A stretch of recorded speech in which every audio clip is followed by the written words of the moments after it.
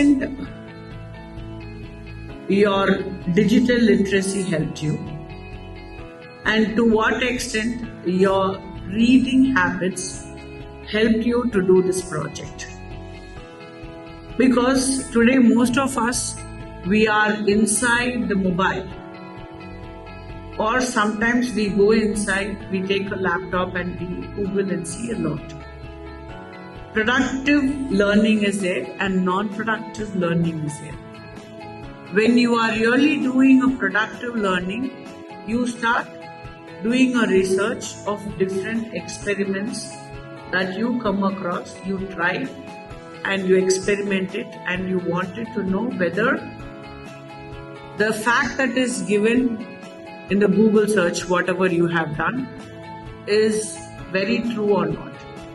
The curiosity what you had while reading a concept, you would have imagined how that will come out, and after a reading you would have tried to put out the concept, and then that's how you are here.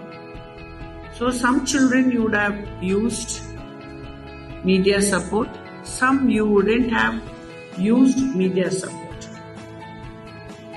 But today everything is vital. Technology has entered the classroom. AI has entered the classroom. So how things takes place outside technology? Because today you have technology to plant a seed. Today you have technology for the harvest. But at the same time, when everything is done by a machine, still your feeling is needed. What is that feeling? The nature. If the nature does not show its real fact, what will happen? Will technology make the plant grow? If there's no sun, can the plant grow? If there's no rain, can the plant grow? So that is what is called as real world experience. We all think that yes, technology can do my homework. The technology can do your homework. But by the end, that's an artificially generated machine. Only if you know the answer, the machine can do it. So these are the things that is called as real world experience. So as you grow, get the real life experience. Once you grow, then you use your technology. So you should understand when to use the technology. Thank you, children. So wish success to be always with you. Thank you very much.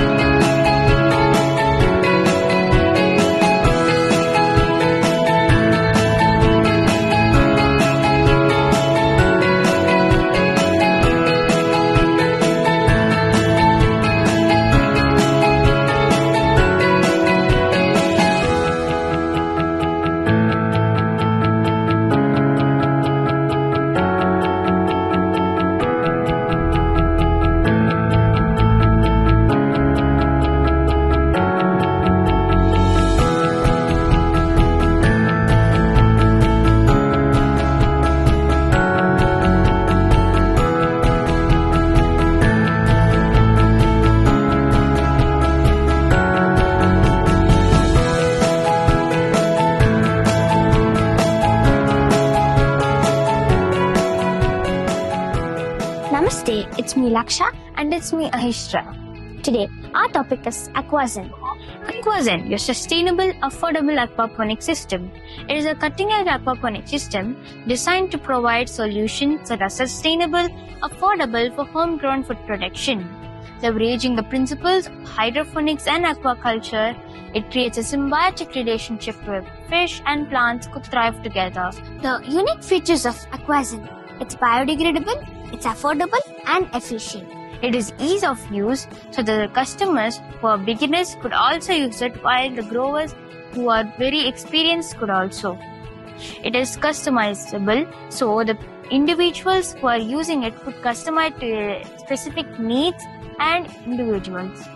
Thank you for paying your attention. Thank you. Namaste.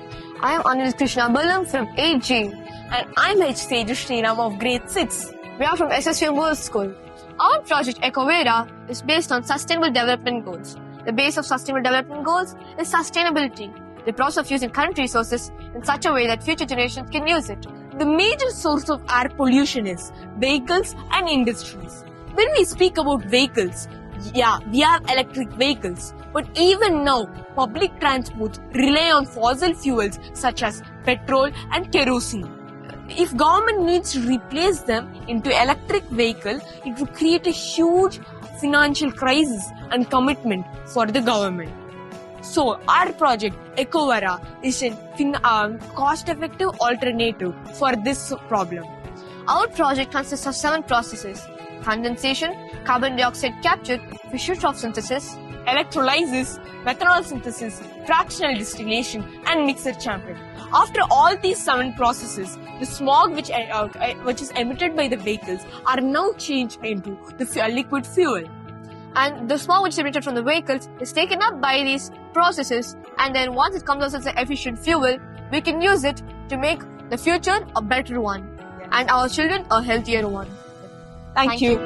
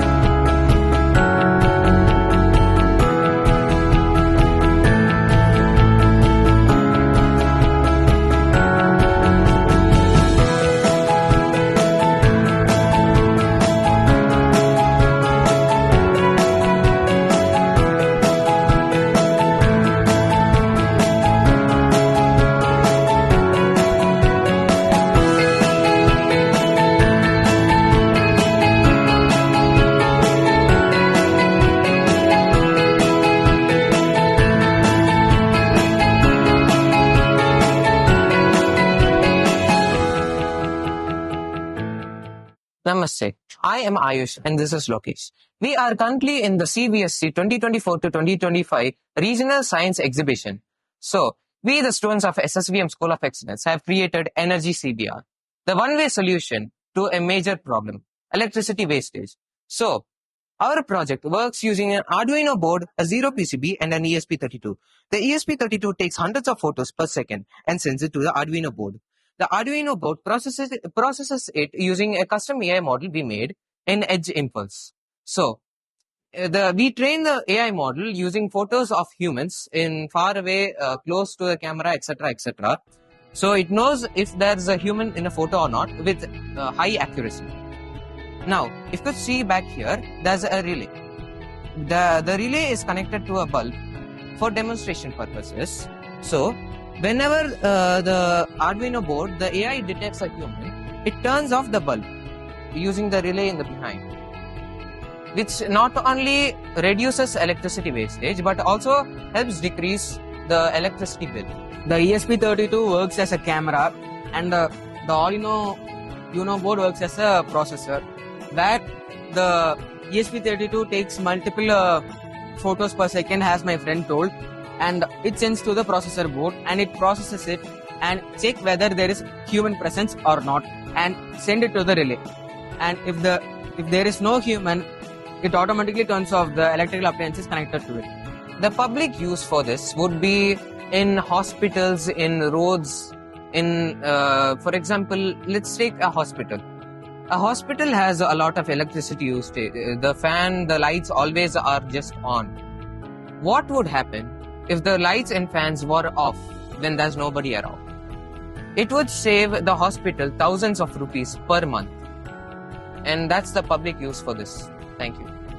Hello, I'm Pranav. And I'm Tanish, and we're from SSVM World School. And here today in the Regional Science Exhibition, we're excited to share our project. Our project is eye tracker. Before we get into the eye tracker, let us see what is the problem statement we are addressing. Now, when it comes to eye tracker, we are focusing on two important niches. The first one is to help the disabled people, and the other is to serve the common people. So when it comes to disabled people, we are simply turning their lives around. The only thing they long for is to be independent. And with this eye tracker, we provide it, make them access the single best invention in this world, the computers, only using their eye movements. No touch, no hands needed. You just look at the computer, you look at the screen, you want the cursor to move there, the cursor is already there. No mouse, no scrolling needed. It is so natural and so simple that wherever you look, the cursor is already there. And it is mixed with complex gestures. For example, for disabled people, they can use a mixture of face gestures, voice commands, and many more. So this is eye tracker and all about.